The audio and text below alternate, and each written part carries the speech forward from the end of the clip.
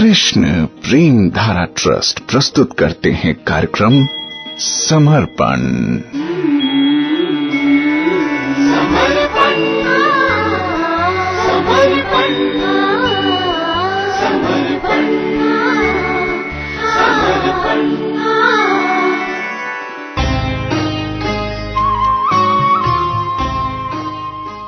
कार्यक्रम समर्पण में आपके साथ हूं मैं प्रेम धारा। नमस्कार, कैसे हैं आप? आप सुन रहे हैं भगवान श्री कृष्ण द्वारा कालिय दमन की लीला पर आधारित हमारा विशेष कार्यक्रम समर्पण, जहां पर आपने सुना कि भगवान ने कालिय नाग को आदेश दिया कि तुम अब इस कालिय हृदय को छोड़ो और जहां पहले तुम वास करते थे वहां लौट जाओ। बड़ा ही सुंदर श्लोक है जहां श्री सुखदेव जी कह रहे हैं, इत्याकर्ण्य वचः प्राह भगवान कार्य मानुषः नात्र स्थेयं त्वया सर्प समुद्रम जाहि मा चिरम स्वज्ञात्य पत्यदाराढ्यो गो नृभिर्भुज्यते नदी। सुखदेव गोस्वामी जी कह रहे हैं कि कालिय की बात सुनकर, जहां पर कि कालिय ने भगवान से कहा था कि प्रभु आपने जो स्वभाव मुझे दिया है उसके अनुसार ही कार्य हुआ है, तो उन शब्दों को सुनकर भगवान कार्य मानुष यानी भगवान ने उत्तर दिया, हे सर्प, तुम और अधिक यहां अब मत रुको, तुरंत ही अपने बच्चों, पत्नियों और अन्य मित्र व संबंधियों समेत समुद्र में लौट जाओ। अब इस नदी को गौओं तथा मनुष्यों द्वारा भोगी जाने दो। आपने सुना कि कालिय के हृदय में ये दुख हो रहा था कि जब मैं लौट करके जाऊंगा उस समुद्र में जहां मैं रहा करता था, तो मुझे अवश्य ही गरुड़ जी मार डालेंगे। तो ये जो देह है जिस पर मुझे भगवान के चरण चिन्ह प्राप्त हुए, चरणों का स्पर्श प्राप्त हुआ, वो देह नहीं रहेगी, उसकी मैं रक्षा करने में असमर्थ रहूंगा। ये सोचकर वो बड़ा दुखी था, लेकिन वो अपने दुख को बता नहीं पा रहा था। तो वो हृदय में सोच रहा था कि श्री कृष्ण के चरण के प्रहार से मेरे हर प्रकार के घमंड को दूर होने का अवसर प्राप्त हुआ और इस कारण से मेरे मन में ये तीव्र वासना उठ रही है, यदि मैं अपना बाकी जीवन श्री कृष्ण के चरणों की सेवा में ही बिता पाता, अगर मैं ऐसा कर पाता तो कितना अच्छा होता। खास तौर से मेरी जो स्त्रियां हैं, मेरी जो पत्नियां हैं, वो श्री कृष्ण भक्त चूड़ामणि हैं और उनके संग के कारण मेरे अंदर भजन करने की प्रवृत्ति हमेशा ही रहेगी और वो भी मेरे भजन पथ की चिर संगनी रहेंगी। किंतु हाय, मेरे दुर्भाग्य की आंधी ने मेरे समस्त कल्पनाओं के मेघ को ही तिरोहित कर दिया। मैं श्री कृष्ण के चरण की सेवा अधिकार की प्राप्ति के अयोग्य हूं, इसीलिए वो मुझे इस यमुना हृदय को परित्याग करके जाने का आदेश कर रहे हैं। जो भी हो, मैं किसी भी प्रकार से श्री कृष्ण के आदेशों की अमर्यादा नहीं करूंगा। मंगलमय की मंगल इच्छा ही फलवती हो। मैं अभी यमुना हृदय को परित्याग करके जा रहा हूं, किंतु यमुना हृदय परित्याग करते ही वो जो गरुड़ है वो मुझे मार डालेंगे, इसमें कोई संदेह नहीं। यमुना हृदय गरुड़ जी के लिए अगम्य है, इसीलिए मैं गरुड़ जी के भय से डरकर भी यमुना हृदय में ही वास कर रहा था। किंतु अब मेरे पक्ष में यमुना हृदय को परित्याग करके और साक्षात काल के मुंह में जाना, ये एक ही बात है। जैसे ही यमुना हृदय मैं छोड़ूंगा, वैसे ही मैं काल के मुंह में चला जाऊंगा। यमुना हृदय परित्याग करते ही गरुड़ के हाथों में मारा जाऊंगा, इसमें कोई भी संदेह नहीं।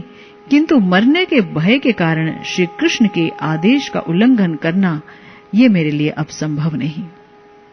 कालिया सिर झुकाए झुकाए श्री कृष्ण के चरणों की तरफ देख रहा था और ये सब चिंता कर रहा था, सोच रहा था, और उसने ये सोच लिया कि तुरंत ही अब मैं यमुना हृदय को परित्याग कर दूंगा। किंतु मन ही मन उसने श्री कृष्ण के चरणों में ये प्रार्थना की कि हे करुणामय, मैं आपके आदेश से ही मरण के द्वार पर अतिथि होने के लिए चल दिया, किंतु मरते हुए भी आपके इन 2 चरणों को मैं कभी ना भूलूं।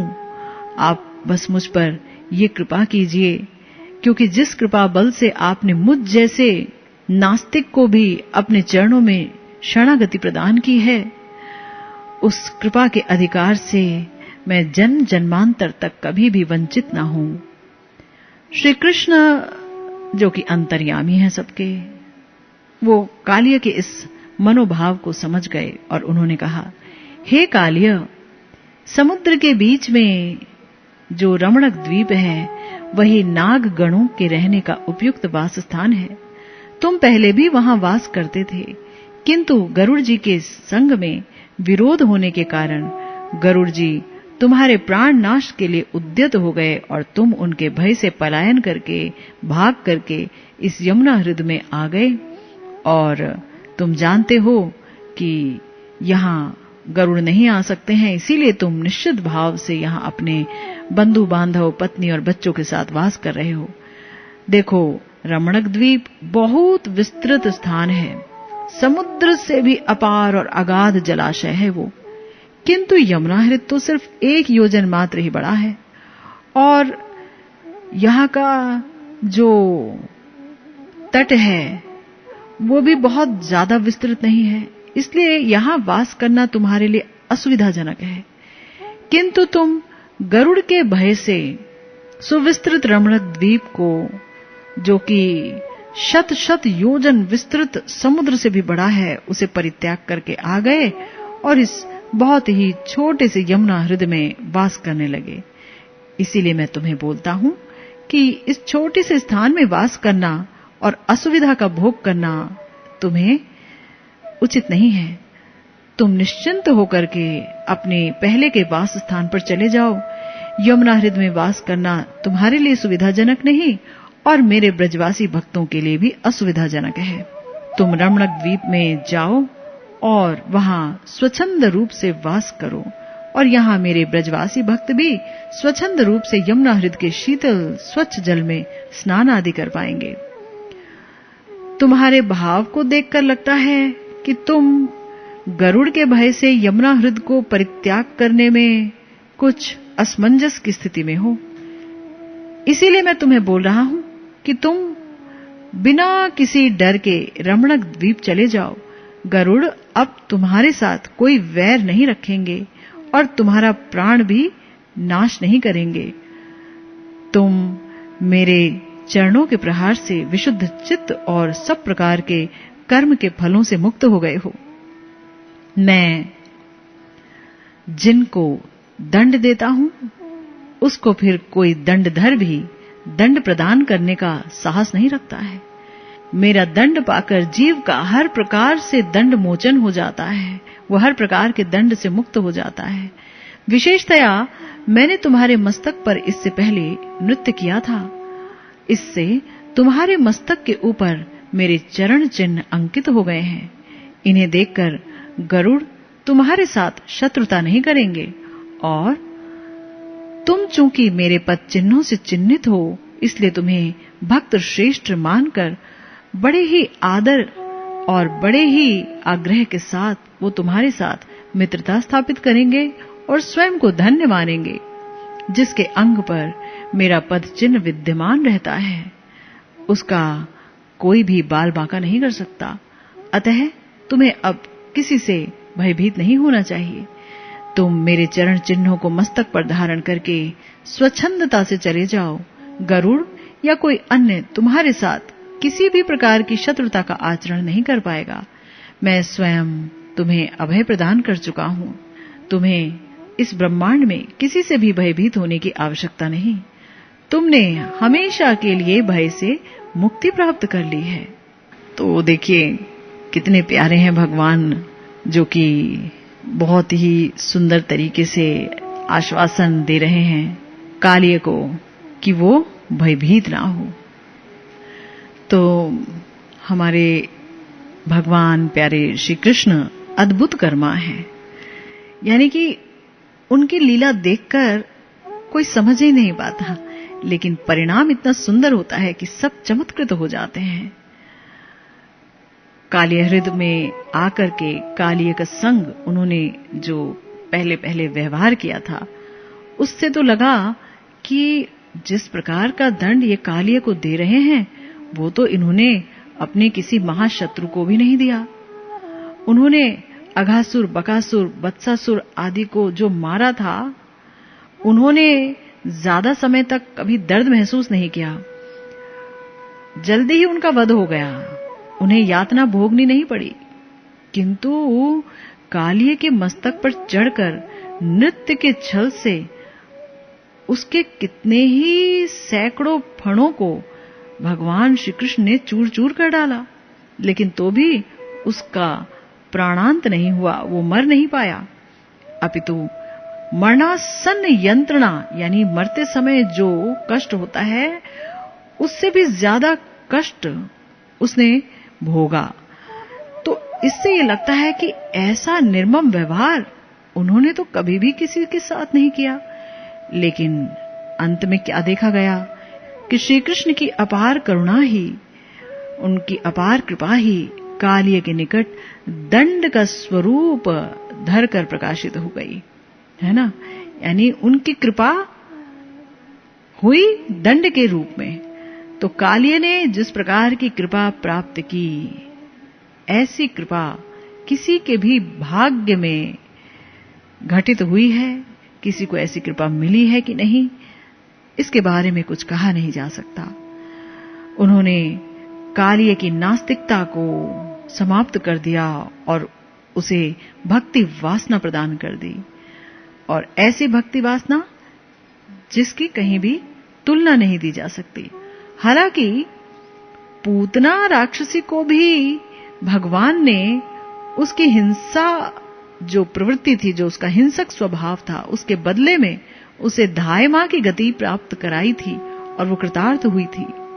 लेकिन तो भी उसने उस कृपा को अपनी उसी देह में नहीं पाया था।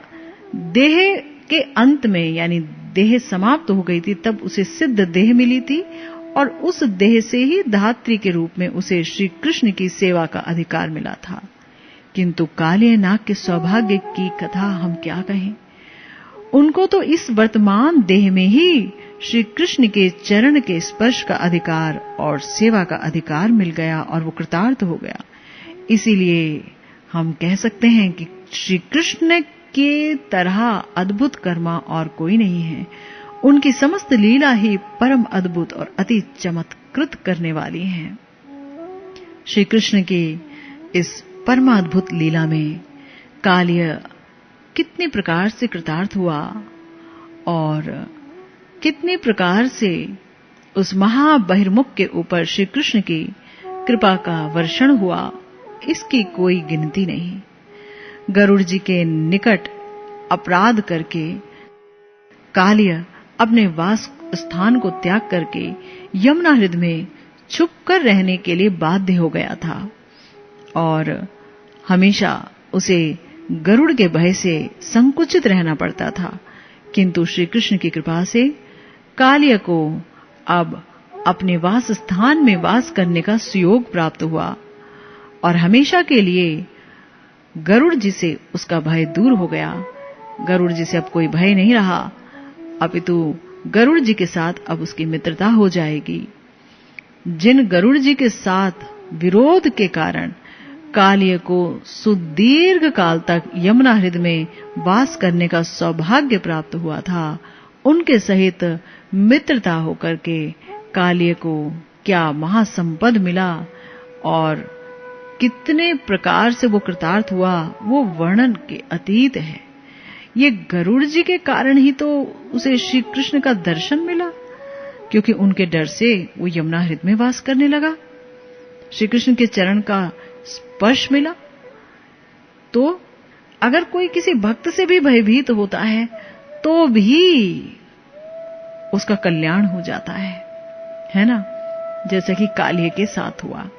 तो जो कालिय बहिर्मुखता के कारण गरुड़ और समस्त भक्त गणों को पसंद नहीं आता था, वही कालिया श्री कृष्ण की कृपा से अपने मस्तक पर श्री कृष्ण के चरण चिन्हों को प्राप्त करके सबका पूजनीय हो गया। कालिया जिस भी श्री कृष्ण भक्त को दिखता था, तो कालिया को अब जो कोई कृष्ण भक्त देखेंगे वो उसके मस्तक पर श्री कृष्ण के चरण चिन्ह को देखकर उसे प्रणाम करेंगे और वो श्री कृष्ण चरण चिन्हधारी कालिया को भाग्यवान समझेंगे, उसका सम्मान करेंगे, इसमें बिल्कुल भी संदेह नहीं। कालिया के सौभाग्य की बात और क्या बोलें, ब्रह्मा आदि देवगण तक जिस श्री कृष्ण के चरण की सेवा करने के लिए सर्वदा लालायित रहते हैं, लक्ष्मी जी तक जिस चरण स्पर्श के अधिकार को पाने के लिए तीव्र तपस्या कर रही हैं, कालिया अपने मस्तक पर उन्हीं चरणों को धारण करने का सौभाग्य प्राप्त कर चुका है और श्री कृष्ण के नृत्यकालीन चरण निक्षेप के द्वारा कालिया के जो सारे के सारे मस्तक हैं वो श्री कृष्ण के चरण की धूलि कणा से भर गए हैं। ब्रह्मा आदि देवगण तक कभी भी श्री कृष्ण के श्री मुख से उच्चारित आदेश वाणी को श्रवण नहीं कर पाए। वे समस्त शास्त्र वाक्य के रूप में श्री कृष्ण की आदेश वाणी को पालन करके ही स्वयं को धन्य समझते हैं, किंतु कालिया को तो नात्र स्थेयम त्वया सर्प आदि वाक्य श्री कृष्ण साक्षात अपने मुख से बोल करके उनको आदेश प्रदान किए। तो श्री कृष्ण के वचन अमृत के माधुर्य का आस्वादन करना ब्रह्मा आदि को भी नहीं मिला, यानी ऐसा भाग्य उनका भी नहीं है।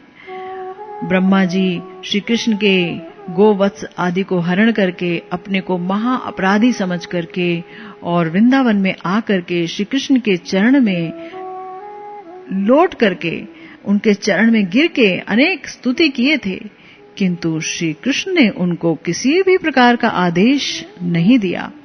ब्रह्मा श्री कृष्ण की मौन सम्मति को ही अपने लिए कृपा समझ बैठे और खुद को कृतार्थ समझने लगे और अपने स्थान पर लौट गए।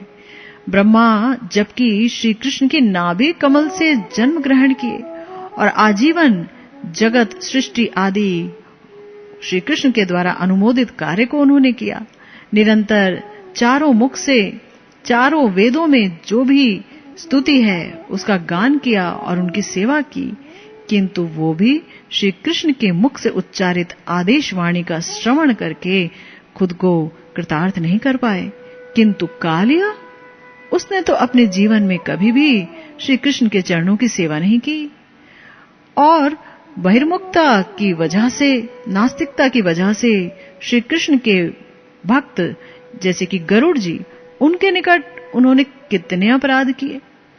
उसके बाद वो यमुना हृद में आया और श्री कृष्ण के लीला स्थान को दूषित किया। उसके विष के कारण श्री कृष्ण के पार्षद गोप बालक और गोगण जितने भी थे उन सब के प्राण चले गए और अंततः श्री कृष्ण के अंग में उसने कितनी बार दंशन किया, कितनी बार डसा और अपने फण द्वारा उनको कस के लपेटकर उन्हें दुख प्रदान करने की कोशिश की। इतने सारे अपराधों के बावजूद श्री कृष्ण ने उसका दमन किया और उसके मस्तक पर चढ़कर बार बार अपने चरण का प्रहार करके उसके समस्त फणों को भंग कर दिया, यानी तोड़ डाला। इससे कालिय मन ही मन श्री कृष्ण के चरणों में शरणागत हुआ और श्री कृष्ण उसके प्रति अत्यंत प्रसन्न हुए और उसके मस्तक पर अपने चरण चिन्ह अंकित करके उतर आए और स्वयं अपने श्रीमुख से उसे आदेश सुनाया कि तुम यहां से चले जाओ। इसीलिए यहां पर हमारे आचार्य वृंद कह रहे हैं कि कालिय के इस महासौभाग्य की सीमा नहीं और श्री कृष्ण की ये अद्भुत लीला वैचित्र्य भी बहुत ही दुर्गेय है। बड़े बड़े लोग इसका मर्म नहीं समझ पाते। तो जब हम श्री कृष्ण की कालिय दमन लीला की समीक्षा करते हैं तो बहुत कुछ हमें मालूम पड़ता है, बहुत कुछ जान जाते हैं हम लोग भगवान की कृपा के बारे में। ये सब बहुत ही प्यारी चर्चाएं हैं जिन्हें जारी रखेंगे हम। सुनते रहिएगा समर्पण।